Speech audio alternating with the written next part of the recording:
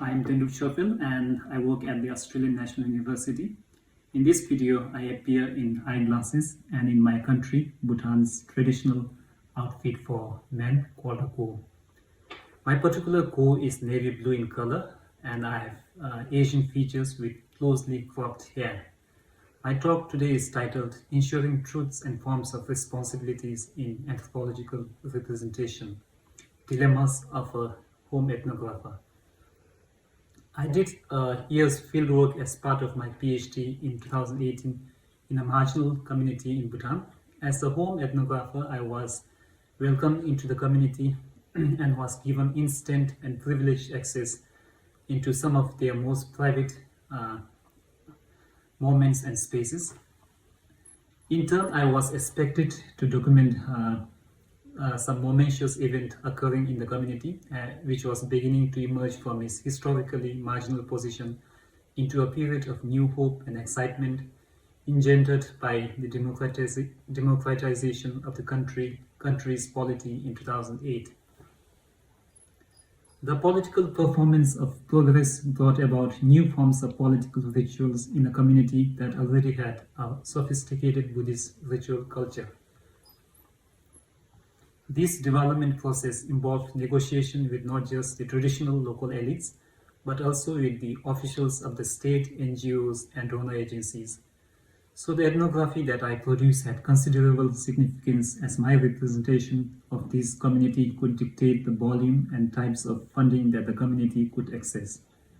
My ethnography of the community had to be not only truthful, but also responsible in neither diminishing by unhelpful truth nor augmenting by untrue embellishment the country's speech to mobilize grant from grant-making bodies. This talk explores the particularly taxing and vexing duty on a home ethnographer who must maintain his ties to the community because of indispensable family and social ties, while also being mindful of the ethical processes of producing an objective ethnography. But before I talk further about the epistemic and ethical challenges and opportunities as a home ethnographer who had advanced personal and professional ties with some of my interlocutors, let me briefly talk about home ethnography and its dilemmas and opportunities. It is assumed in the literature of home ethnography that the home ethnographer describes a cultural setting to which he has a natural access and in which he is an active participant, more or less on equal terms with other participants. The epistemic objective and challenge in home ethnography is thus to make the familiar strange, so to say. However, access, even in home ethnography, is not something that is automatic, far less natural. I have known some of my interlocutors as friends and colleagues, but there were many others with whom I did not have any knowledge before. Most of my informants were not just elites in their own community, but also holders of high national level positions. Thus, as against the assumption that ethnographers usually benefit from asymmetrical power positions, mine was far more complex. As I explained earlier, I conducted my ethnography in my home country, Bhutan, in the village called Bongo, where I was invited by a former colleague.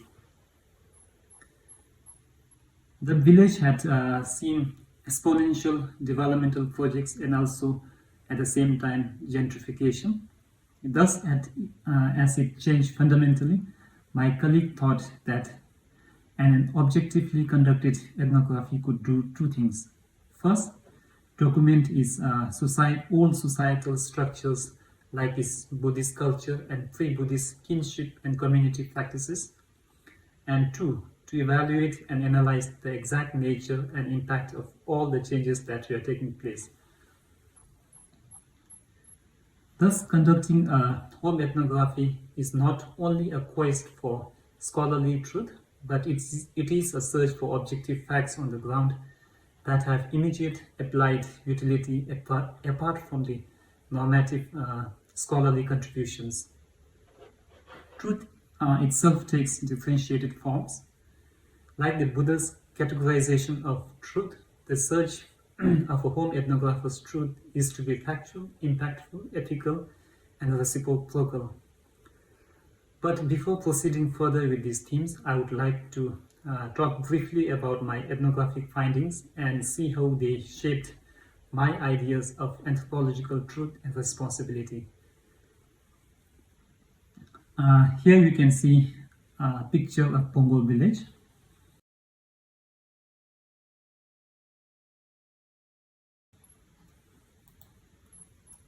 Bongo is located on the border that Bhutan shares with India and was prone to instability in the past. Therefore, historically, the place was conceived as marginal and also somewhat culturally deficient. Bongo today has 54 households and over 500 people.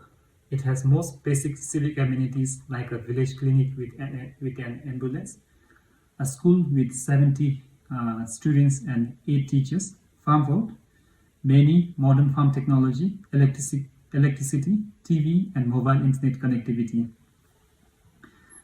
People traditionally practice a mixed agriculture, including cattle herding. But today, there is a noticeable shift towards commercialization with the introduction of a dominant cash crop called cardamom. Here we can see a picture of the temple of Bongo.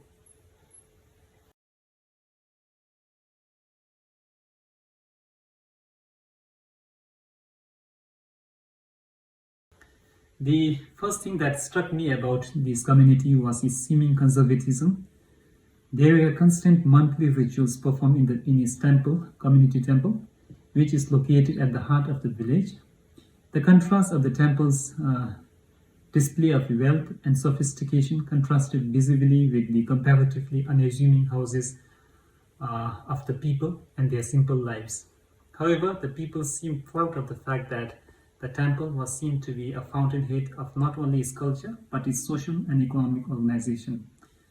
There were as many as 19 grand feast days in the year on which lavish Buddhist rituals were held by the community, as well as many other feast days for non-Buddhist festivities and public occasions, besides private services at home. Thus, a lot of Bongo's economic surplus was consumed in such activities, and there seemed to be hardly anything left for what are today conventionally seen as economically productive activities. Here we can see a picture of the village school of Bongo.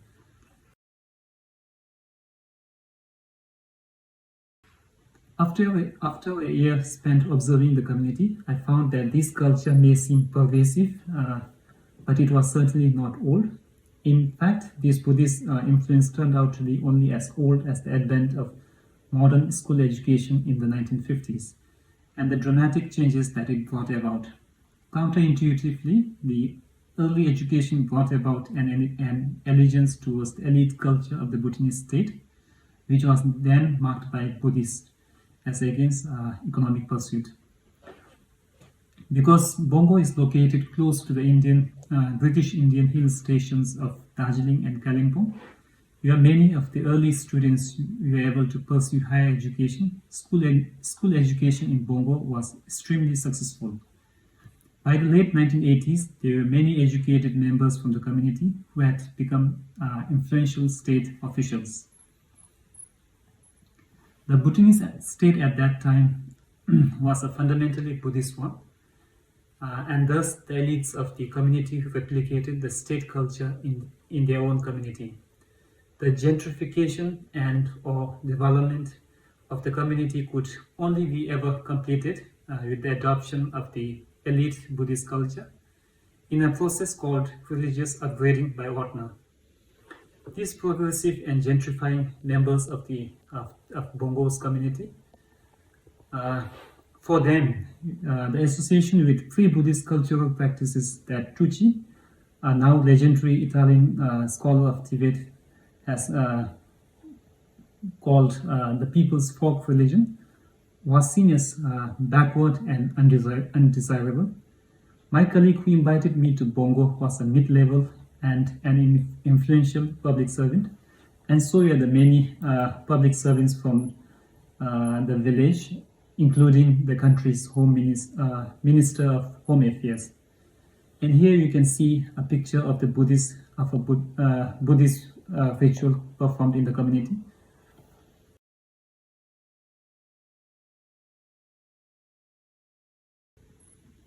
If traditional practices can be seen as ritualistic, as is the case in Bongo, then one can also interpret the process of modernization as a form of ritualization. I found a distinction made by Sheena Learman between what she calls the practice and performance, a very useful analytical tool to organize the ethnographic data that I have gathered from Bongo and to make sense of the events that I have witnessed. According to her, practices are those cultural traditions that have intrinsic meaning and place in the community. For example, it's indigenous healing and appeasement practices. On the other hand, performance or objectification of rituals are those that are staged for an external party, imagined or otherwise, which can be the state, donor agencies, or social activists.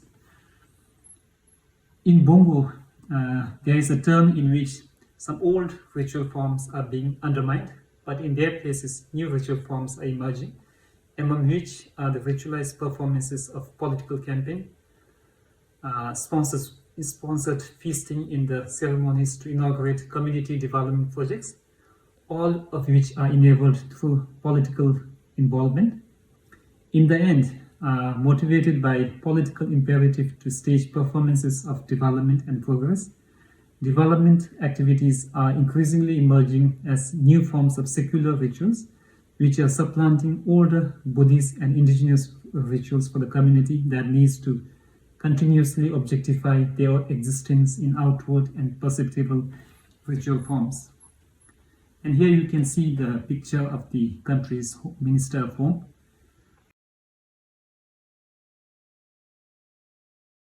With his people in Bongo. With an important national minister from their community, unprecedented possibilities of substantive infrastructural improvements in the lives and the livelihood of the people have opened up in Bongo.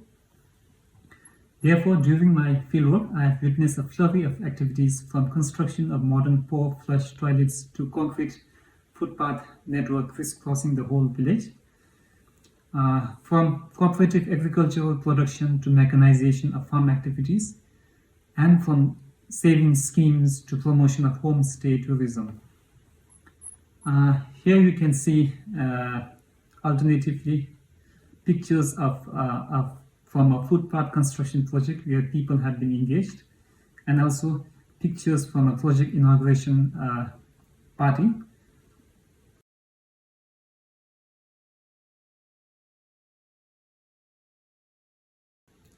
Thus, the objectification and strategic creation of community identity and distinguishable cultural practices have important significance in the new democratic condition because they determine where the state and other socio-economic development actors focus on and how their budgetary allocation and support is distributed among competing priorities and applicants.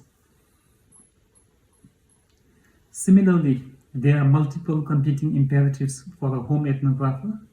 For me, I was always mindful of maintaining what is supposedly an analytic distance between myself and my informants to maintain the objectivity of my findings and maintaining a high academic standard.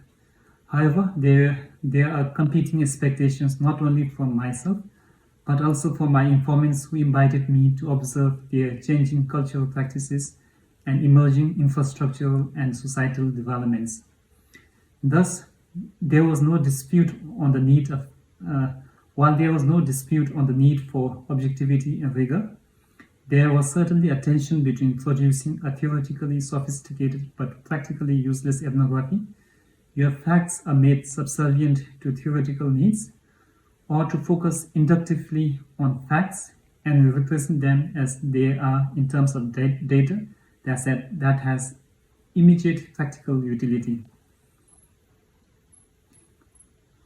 I would liken such factual statement, even if somewhat plain and bland in scholarly terms, as useful truth, which serves to fulfill specific needs and expectations of the interlocutors with whom we co-create certain forms of knowledge and truth. I was reflexively aware of my own situatedness as somewhat of an insider, while also trying to cast a largely objective eye on the developments under observation. Questions that I have constantly grappled with were: to whom and to what was I committed? For my representation of the community had the effect of making the community that kindly opened itself to me as either a highly cultured Buddhist society or a backward pre-Buddhist enemy society in need of civilization. Taking either of these two extremes would have misled me into hurtful and unhelpful truths, or a glossing of circumstances in favor of producing a romantic and idealized image of the place. The truths and facts, of course, lay somewhere in the middle of these two positions. And that was what I sought to do, which is to represent truths that are factual, reciprocal, ethical, and useful. My ethnography was not only used to document a community's culture as well as